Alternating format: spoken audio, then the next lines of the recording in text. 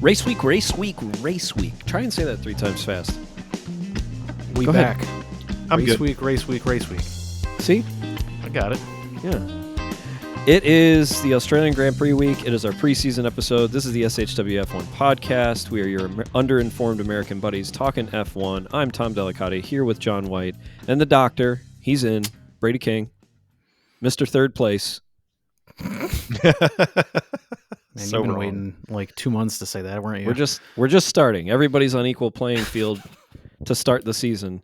But we'll get to our preseason predictions and our Australia predictions in just a little bit. We've got a jam-packed show for everyone. First and foremost, John, did you hear that there will be an 11th team on the grid next year?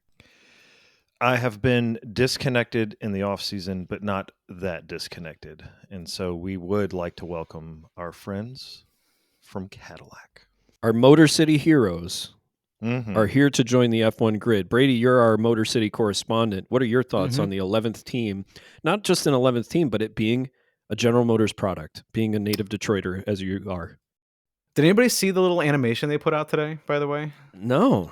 So it's like a little thing that's just like it goes through all the years of Cadillac, right? So like the old car from like, the 20s, and then they show like the bigger ones from like the 50s, and then it goes all the way to the F1 car. Except that it looks like it was made by a 4th grader in a video game from like 1996. Oh, no.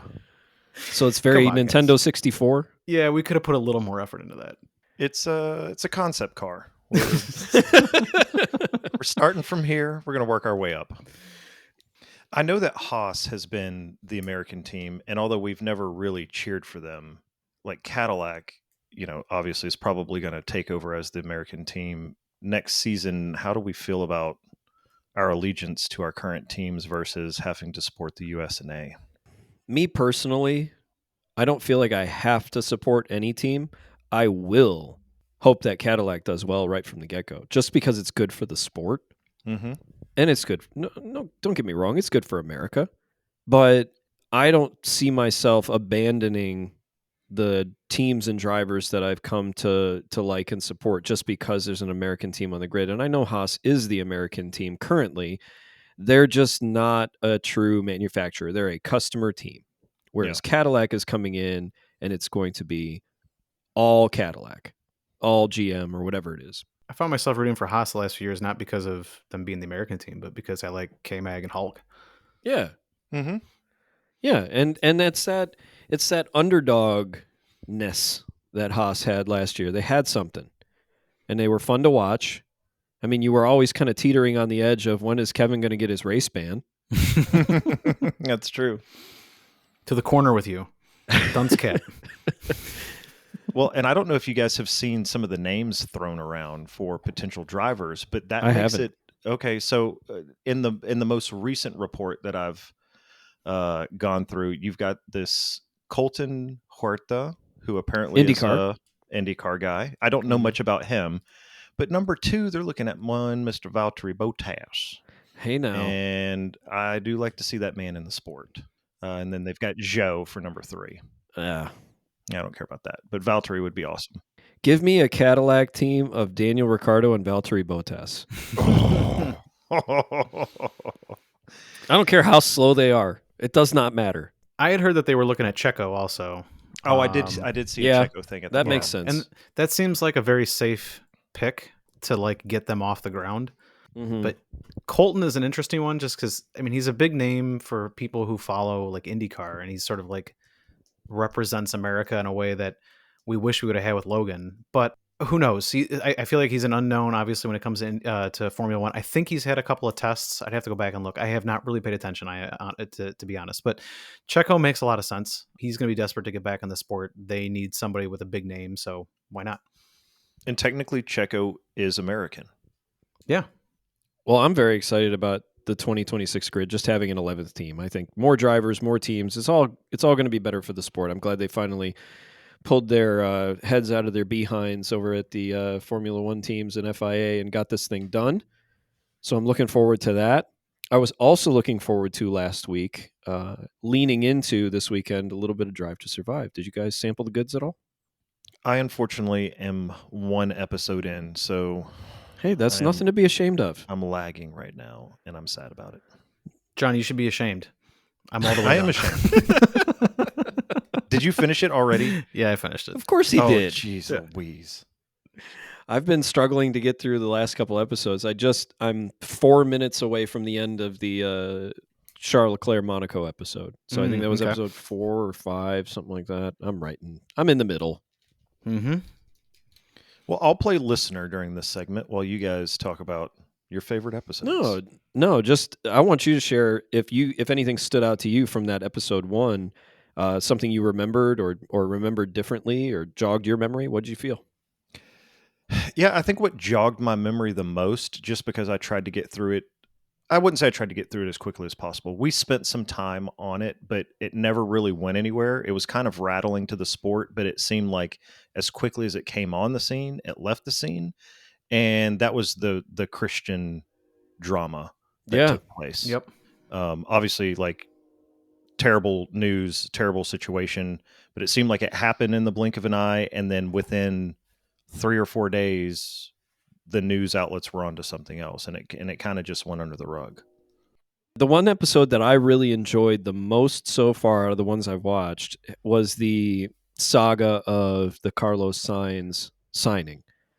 I guess I didn't realize in that time, like, just how close he was, and then how Alpine got in the fray, and then Sauber was part of the deal. Like, they made it seem very dramatic and way more intense than I remember it. I remember us just kind of speculating where Sainz going to wind up. And, not that we're plugged in behind the scenes, but in terms of what made mainstream media or for folks like us to try and find information on it real time when it was happening, I didn't know 70% of what they showed in Drive to Survive. Yeah. I mean, I remember going back and forth, obviously, about signs. Like, it felt like every week, which way is he going to go? We doing this? We doing that? I don't remember as much of an emphasis on Alpine. I remember we obviously talked a lot about him maybe going to Sauber, and then, where else might he go? But I don't remember Alpine really being in the mix. And I'm wondering if they're just sort of painting that picture because they got to talk to Flavio a lot more and make him in the show. And to be honest with you, so some like key takeaways and like some spoiler alert for anybody who's listening. Christian comes across like a jerk. That's not really surprising. But Flavio, dude, I mean, I know you're a jerk, but good Lord. Well, I mean, when Christian is referring to him as, man, Flavio's a real character. Like, that says something. Yeah. The pot calling the kettle black. that speaks to what Flavio is bringing to the table. I haven't watched the rest of the season, so there's a whole episode about like the Alpine stuff and like the midfield teams, and you're gonna get a lot more Flavio in there. Okay, because so it doesn't really paint him in a better light. So it's not like he came on hot at the beginning of the season, then brought it on back at the end. No, he is who he is. But I might skip that episode. It sounds very French to me. So. And then bring your some sort of a wet wipe or whatever for your crying for Daniel Ricciardo. I mean, that episode hurt. It was interesting during the Sainz episode because like just the bro hugging and bro down aspects of Lawrence Stroll and Flavio Briatore. Yeah. Oh my God. There was like a black hole of going on there. Golly. Jeez, Brady, this is a family show. Yeah. It's that Detroit coming out, man. He's Good not Lord. It's like he's been listening to Eminem all afternoon. So I do have a question for you, Tom, on that episode, though. So did you come out of that episode liking James Valls even more, or is he just like, he's boring white bread? I love James. I think he's great. He might be the guy that I would want to work for the most on that like entire grid. Toto Jr.? I mean, he's so, I don't know. There's just something about him. Okay, so let's briefly about that. By the end of that episode, and maybe it was the episode before as well, I feel like I'm pretty firmly planted on the Kimi Antonelli hype train.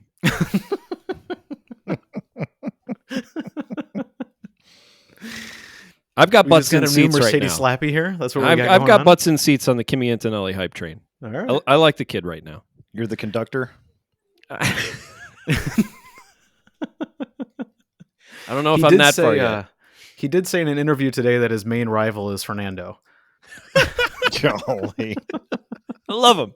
I love him. It's great. Fernando. It's fantastic. Oh, that's No, good to stuff. answer your question, Brady, I liked James Vowles before watching this. I still like him about the same amount after watching this. It didn't really sway me one way or the other. He does seem like just a pretty good dude. But yes, I do think there's a real serious element of boredom to that man. Yeah, that's fair. Right? He is a little sterile. Yeah. You know what, though? You kind of want that in that position, right? You want someone... Have you met Fred Vasseur? Yeah. Well, yes. How about I want Fred. I want Fred. Yeah. I love Fred as well, but I think in something like Formula One, where there's a ton of velocity, there's a lot of volatility, and some other V word that I can't think of right now for alliteration. You're doing great. You want someone who's even kill. Like the last thing that I would think that you would want is someone where you have to manage their emotions on a daily basis. You know what you're getting every day with this guy. You know what his expectations are, and it allows you to take that out of the picture and just perform. Like that's what I would want from someone. Like Fred would be fun to hang out with, and I think he's a great principal. But I would want someone straight and narrow down the middle. I want the James. Yeah, I don't think Fred starches his dress shirts the way that James would. I don't think Fred knows what starch is. Speaks to both of them. So let's put them at 1A and 1B and move on. Sounds good. Well, the ladies and gentlemen who are listening, we're not here for our Cadillac and DTS talk. They want to hear about what we think about the 2025 season. So we've been through testing. We've put pen to paper. We're going to pick our drivers and our teams over under just like we did last year. And we'll do that right after this quick break.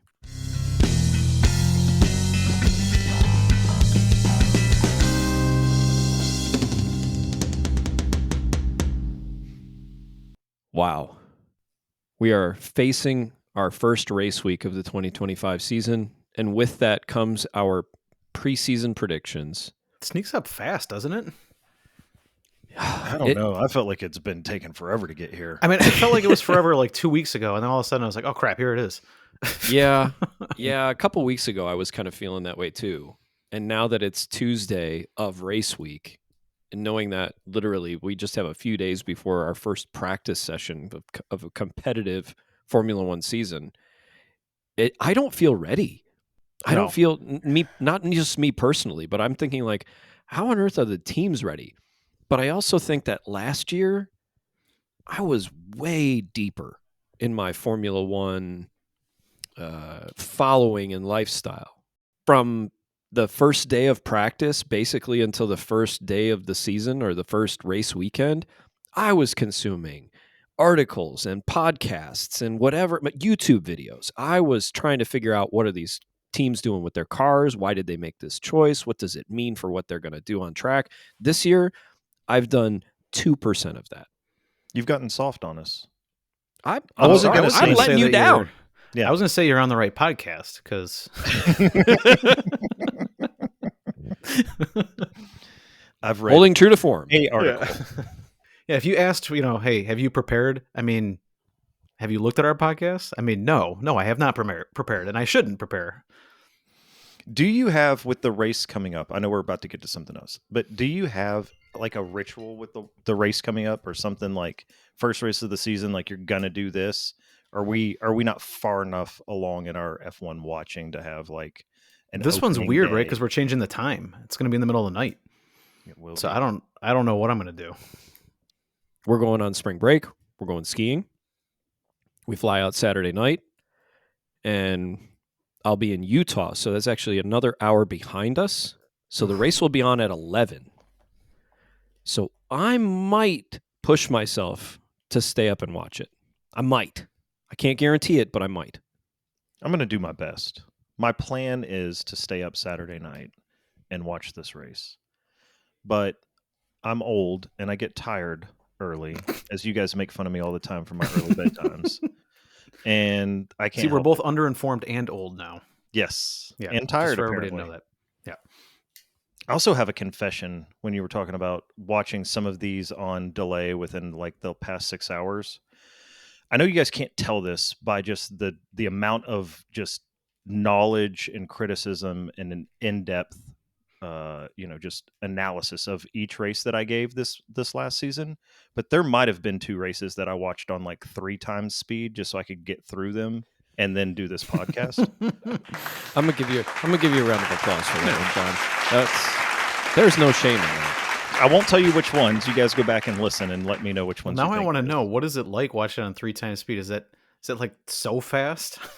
It is, and then you've got to stop and rewind if there's something crazy that happens. But yeah, it's a lot to take in. Yeah, you're not taking anything in from the commentary or anything like that. You're just really just looking at the timing board and seeing where people are moving. I do that sometimes too. I will fast forward like 8 laps and be like, oh, okay, nothing has changed on the timing screen. Like, oh, so-and-so passed too? Let me rewind and watch that. So I can actually see the overtakes. I might see a little bit of a battle, but I'm trying to get to the end, especially if I'm just trying to squeeze it in. I've got an hour to watch 2 hours worth of a race. You got to do what you got to do. You heard it here first, folks. Come to this podcast to get your opinions from the guys who didn't watch F1. No, we watched it. No. Didn't watch all of it. Yeah. There is a guarantee. This is my guarantee to you, the listener. 33% of us watched every detail in that race. I watched the highlights. Well, that was a nice 10-minute delay into our 2025 season bets. Let's dive in. Let us dive in. So I'm going to give you the over-under line on championship points for constructor. We're just going to go top to bottom in terms of who is most likely to win according to Vegas. The DraftKings Sportsbook has given us odds that have translated into championship points. And we're going to go top to bottom and all give our picks. So with McLaren, they are the likely constructor. They are the highest. How do you say this? Favorites. Most likely to win. Yeah, they're the favorites. They're the favorites. Thank you. They are favored to win the Constructors' Championship.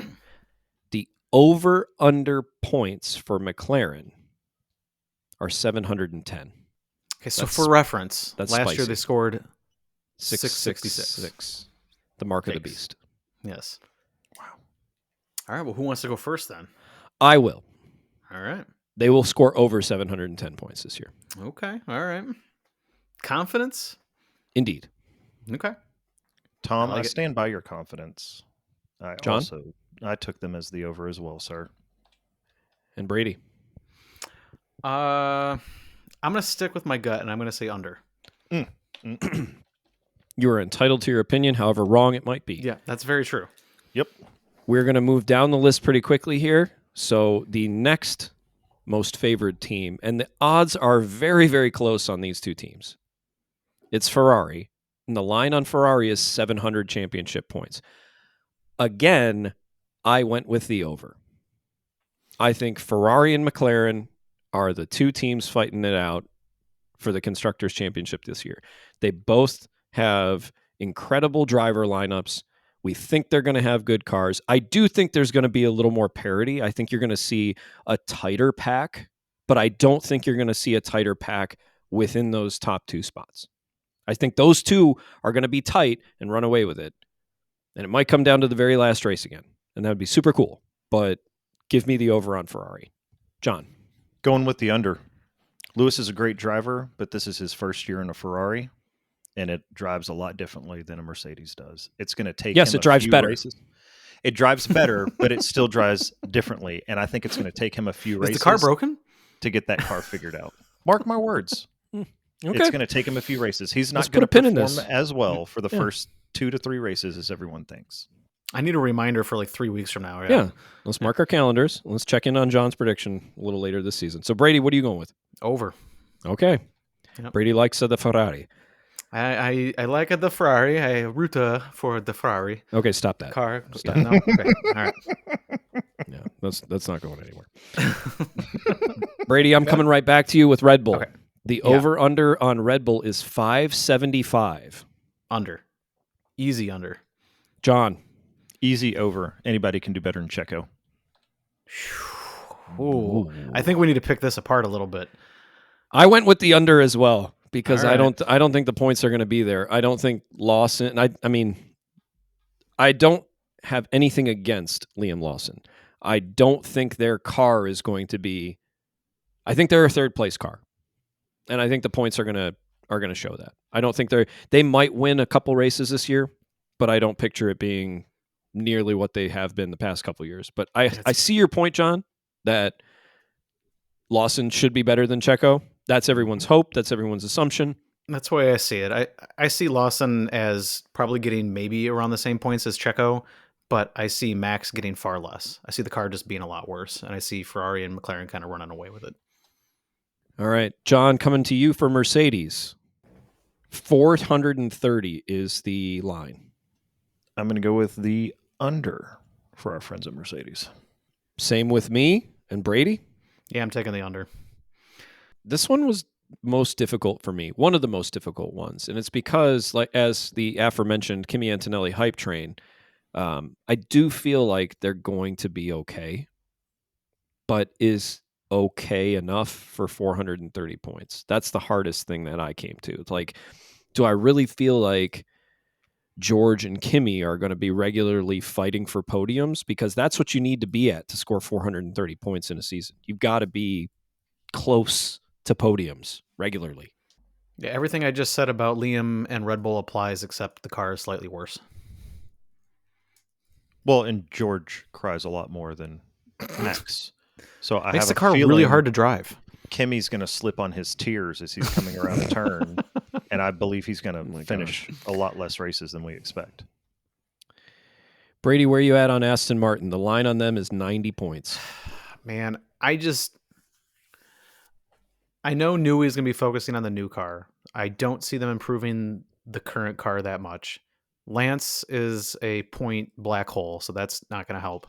Yeah. And I just can't see Fernando doing 90 points by himself, so I got to take under. I think it's going to be close. I think this was probably the closest to like the accurate like number bang on, but I think they're going to be under. You are correct. You were wrong on a couple today, but that one you are correct. I agree. Got it. Tom doesn't know what he's going to pick. I'm taking the over. What? Yeah. Wow. I'm What is taking the wrong over. with you? You're on the Lance Stroll slap wagon? Is that what's going on here? So here's honestly, like, what led me to this prediction was looking at the odds for the drivers and stuff like that. And, everybody's saying that the Aston is garbage. I'm not going to disagree with that. Currently, right now, I feel that same way, that there is a good chance that they are floating around 16th and 17th by the end of this race this weekend. However, when I look at McLaren, Ferrari, and Red Bull, and Mercedes, I see 6 drivers who are reliably going to get good hauls of points. Out of those 8 drivers there, I see 6 that are going to regularly be available and getting points.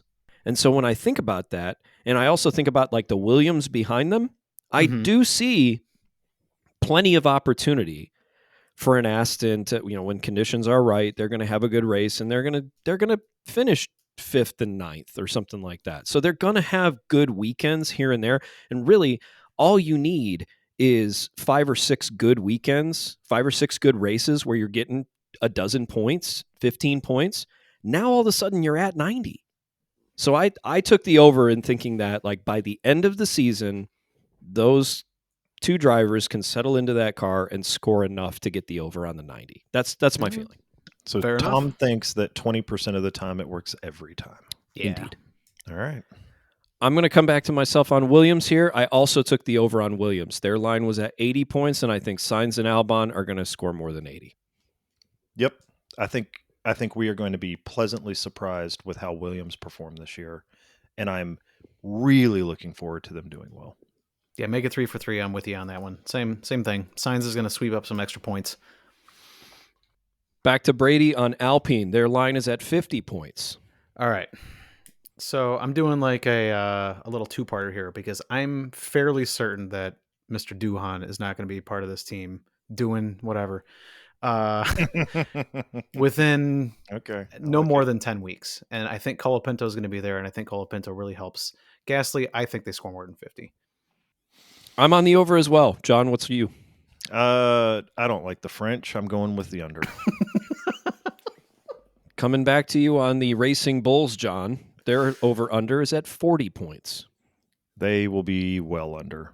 They are terrible, and we are all worse off having watched them perform in their automobiles. I'm taking the under as well, Brady, on Racing Bulls. I think this one's actually close. I can't say well under. Just like last year, Alpine, they just needed like one good race, and I think Yuki might have it in him. I gotta say, I think this is actually over, but just barely. I think it's gonna be right around 40. You just need 1 point. What about the Esteban Haas eyes? Under. Sorry, All right, Haas. so going with Haas, sorry. Yep. Brady, you said under 40 points? Yeah, I'm gonna go under. John? Over. I took the under. So there's another discrepancy between us. And the Steak Kick Sauber F1 team, Sauber F Kick Steak. Yeah. I went under. 15 is the line on that one. Yeah, that's an easy one. Under. I don't know if it's easy. I know they're garbage. I know they're hot garbage. Yeah. So here's my struggle. And these lines don't really represent what I think is going to happen or what I hope to happen this year. What I hope happens, and I really wanted to look at this before coming on this podcast, and I didn't get any time to do that. I wanted to look at how close constructors' championships were in years past when it's the final year of a regulation set.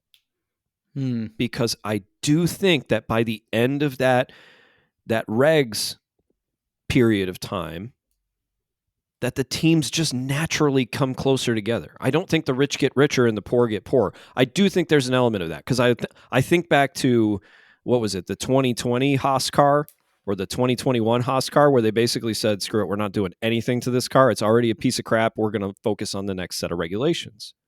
So I do think some of that will happen, and it probably will happen with Steak. But as we talked about, there are 6 rookies in the field, and I know Steak has one of them. But to me, that just means that there's going to be this roller coaster of inconsistency where points are going to be available. One good weekend for Steak, and they score more than 15 points in the season. I just don't think they even have one good weekend in them. Nope. I'm with Brady. They got lucky to score. What did they score? 19 this year? 4 points. Yeah, even better. Just add more fuel to my fire. They're not going to find a good weekend. It's just not going to happen. Fine. Well, we all bet under, so it's not like I'm arguing with you here. We all think they're going to score less than 15. I just put a little bit of devil's advocate. That's all. Yeah. All right. Quick break, and we'll come back and talk about drivers and make our bets there.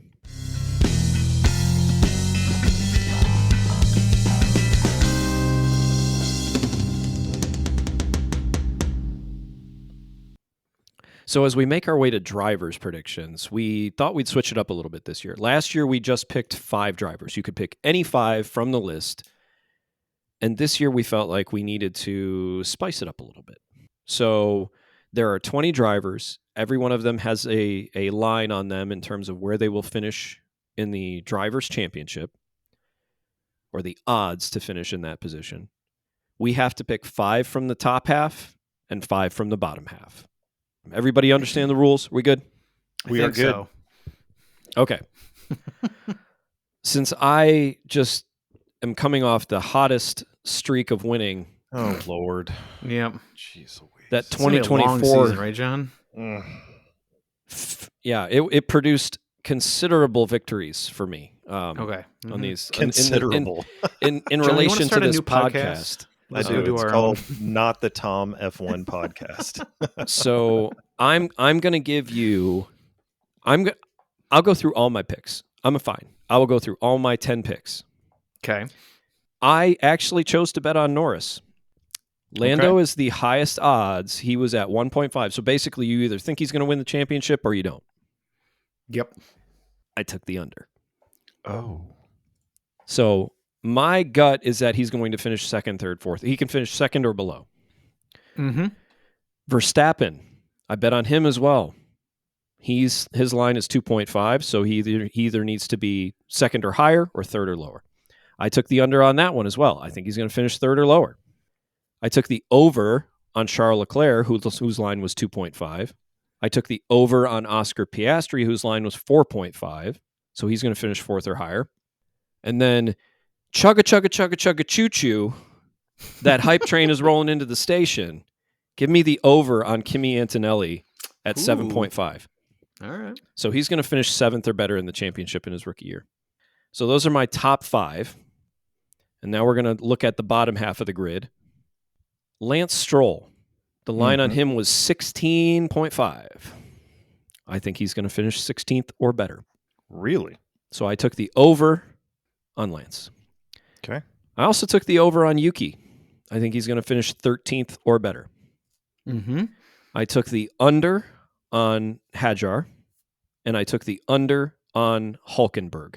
Now, I was really concerned about this because I thought, from Hadjar's perspective, I thought there's a coin flip there, and I really wanted to pick a Haas driver in this, but I decided to stay away from Haas and pick Hadjar instead. So I've got the over on Stroll, the over on Tsunoda, the under on Hulk, and the under on Hadjar, and my final pick, Alexander Albon. And I went with the under on him. So he's going to finish 10th or worse in the Drivers' Championship. Those are my picks, my bets. See, this is boring because most of the picks that you did are pretty much the same as mine. So I want to try and pick a few different guys just so we can keep this interesting, just for funsies here. But so I'm with you. Norris, I would say, is an under. Verstappen, I'd say, was under. Leclerc, I'm going to say over. If I'm going down the list, I'm going to take Hamilton under. I don't think Hamilton has a 2.5 in him. Okay, so Hamilton will finish 3rd or worse.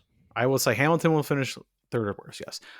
So sticking in that top 5, so the ones that I actually I'll commit to, the ones that we can grade me on later, Lawson at 7.5. I will go under.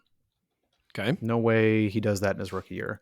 Antonelli, I know you're chugga choo choo. I'm also going to say under. I can't see it happening. But then if he's under, then I'm going to say Sainz over. Okay, so which of these did you actually pick? Because you gave me so 7 Hamilton, answers. Yeah. Hamilton under. Uh-huh. Lawson under. Antonelli under. Sainz over. And I'll do the Leclerc. I'll say Leclerc is going to take 2nd or 1st. Okay. Okay. And your bottoms? So from the bottoms, so Stroll, I went with you. Stroll over. Okay. Yuki over. I feel like those two are easy money. Yeah, I think so. I have him in I'm mind. totally too. with you on It's that. easy. Yep. I'm sorry, Ali. I'm gonna have to say under for Ali. Mm-hmm. For funsies, I'm gonna say doing under. You think? I think he actually comes in 21st. 21st. Yeah. Sorry, buddy. Just for everyone's reference, the line on Doohan was 19.5, so he had to finish 19th or better for Brady to take the over, and Brady is firmly planting him at the bottom of the grid. So what do I? How many picks was that? Is that 3 from the bottom? I think That's 4. That's 4. All right, then I will say Gasly over. Gasly in 10th or better at the end of the season. I think so. Okay. Those are your picks. We will publish all these so everybody can hold us accountable. John? I'm going to have to transpose these because as a non-sports bettor, I didn't really fully understand the difference between over and under. So I have to go with the opposites of what I said. On my top 5, Hamilton, under. 3rd or worse. Piastri, over. 4th or better. Russell, under. That was a really hard one. I was curious if anybody was going to bet on Russell. That was a really difficult one for me to digest. I don't think that one was easy, but you obviously feel confident. I agree. That is a tough pick. It's a tough one, but I felt like in the top 5, there were some things that he did really well last year. I think he's going to do a little bit better this year than he did last year. I don't see why he wouldn't.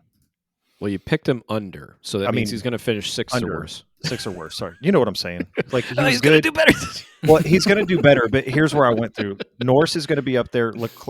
Verstappen's going to be up there. Leclerc's going to be up there. Piastri's going to be up there. It's basically you're betting on him to pass one of those guys. Yeah. Yeah. Thank you. Fernando, under. That was probably a good pick. Yeah. Under. Okay. And your bottoms. Stroll. Okay. So Fernando, by the way, just because we haven't been over this one yet, Fernando's line was 7.5. Russell's line was 5.5. So Russell needs to finish 6th or worse. Fernando needs to finish 8th or worse for you to hit. Correct. Okay. Stroll. Bottoms. Mhm. Over. Yeah. Hadjar. Under. Okay. Gasly. Over. Yeah. Like Yep. those Frenchies. Yeah, I'm coming. I like Gasly. Don't tell anybody. Ollie. Behrman. His line is Ollie 13.5. under. Okay. Jack over. Ooh, we have competing picks. Let's hope they make it till the end of the season. Nobody picked. So the people who didn't get bets this year were Gabriel Bortoleto, Esteban Ocon, and that's it. Everybody else has a bet on them. Really? Look at Good job, team. Let's fill it in. Bortoleto under. that. So he'll finish 20th, and gonna Doohan will finish finish 21st. Yep. All right. I like. So where you're at, actually, Brady. so then that means Colapinto is going to be in there, and I'm like, Colapinto. I'm going to have to say, if you gave me 13.5, I'd actually probably take the over. Wow, this is high praise for a guy who's not even starting the season in a seat. That's right. Yeah. A lot of confidence from Dr. Yes, King. lots today. of confidence. The I like it. doctor That's is good. in. Well, that brings us to our final break of the episode. We have to come back and talk about our top 5, bottom 5, and 3-pointer predictions for Australia. I got to run by a little potential rule change for you guys. Ooh.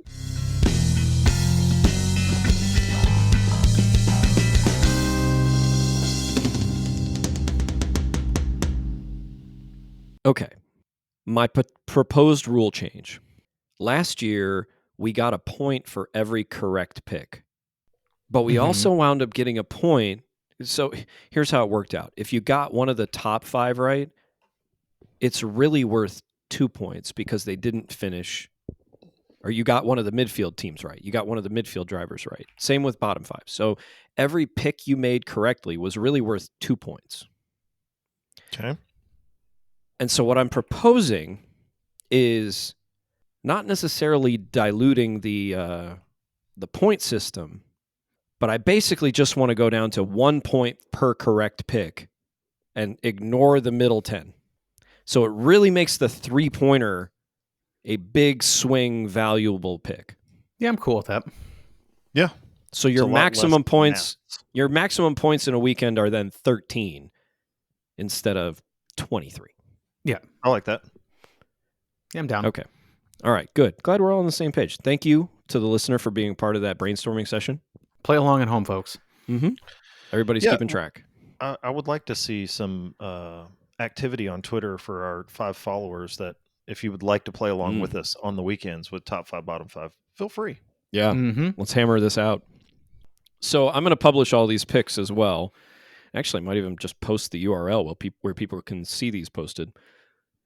So I'm going to make my picks first. And the reason I do that is because we go in order of Here it comes. leadership. Yeah. Yeah. Listen, we know why we listen. Last unless you- season, I won this competition, and Mhm. therefore I pick first Okay. going into this season. So All right. this might be the only week that you hear me say this. I mean, in Time all to break it likelihood, up. What was that? in all likelihood, you're not going to hear this for the last time because I am going to be in first for a while.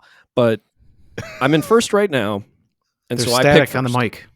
Your landing gear is down. The confidence coming out of Houston, Texas right now. Is that where you're at, Houston? I'm in Houston. Yes. Yeah, the confidence beaming from the armpit of Texas right now is just astounding. That's fair. That's fair. I am going to take, in my top 5, both Ferraris, Max Verstappen, Okay. Lando Norris, Mm-hmm. and this is the struggle.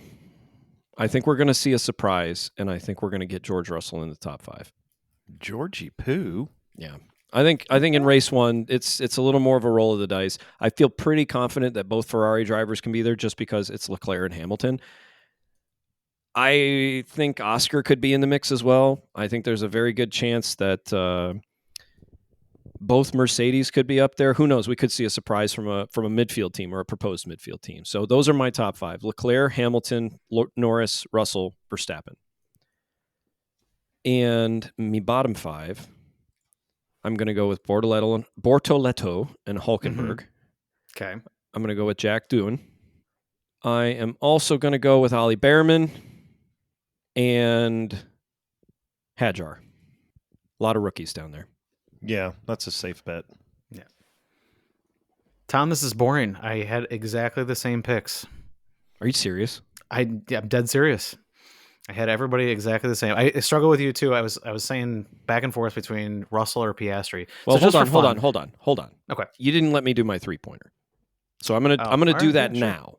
Okay. We're gonna just do all my picks now. So I did my top Got it. 5. I did my bottom 5. My 3-pointer Mm-hmm. is at least 2 drivers, 2 or more drivers. 2 or more. 2 or more. We're revisiting this theme from 2024. 2 or more drivers will have 3 or more pit stops. 2 or more drivers will have 3 or more pit stops. That's a lot of maths. What's our weather in Australia this weekend? I'm just saying, before I give it to you, I need to know all the facts, and I know how you like your changing conditions. We all got very stringent on our 3-pointer approvals here all of a sudden. To you, yes, after all the bragging that you've done this show about how awesome you are, I'm going to give you crap every 3-pointer. It is not bragging if it's factual. All right? Okay. Where is this race? What city in Australia are we racing in? Melbourne. Thank you. I just put Australia, but it's a big country, so I can't get the weather for the whole damn country. They're like, well, narrow it down, buddy. Where do you want to go? I'm like, Australia. That's where I want to go. Oh, Nelly. Thomas Delicatius. What? There is a 90% chance of rain. No. On Sunday in Melbourne. Yeah, okay, there you go. It's going to rain the whole time, and they're going to go through two sets of tires, 2 sets of inters, and we're good to go. They're going to have a one-stop race. All right, whatever. I'll give it to you. It's the beginning of the season. I'll give it to you. Yeah, I'm not fighting this. As long as you give me mine, I'll give you yours. Well, reciprocity. Let's talk to Brady first. We'll get to you, John. Brady, all right, so, confirm your picks just so I can write them down here. So Verstappen, Norris, Leclerc, Hamilton, but I'll take Piastri. Just for fun. Let's not make this boring and pick the same things. And then but the bottom I have to agree. So Doohan, Bortoletto, Hulk, Hadjar, and Behrman. Okay. All right, so submitted for your approval for the 3-pointer. I'm gonna say Sainz 7th or better. In the opening race. I'm okay with this. Because we don't know squat about what Williams is bringing to the table. It might be just a pile of garbage. I'll give it to you. I want to see him do it, but not because you get a 3-pointer out of it. Just from the practice, I thought it would be too easy to say 7th or better. But then his interview and everybody else around him saying, I don't expect any top 5s. And I think that's too close to a top 5. So if I'm ever going to get this pick, it's this race. Yeah, I would agree with you because the only thing that gives me a little pause is the 7th. I think if you said 6th or better, it'd be a slam dunk. Go ahead, take it.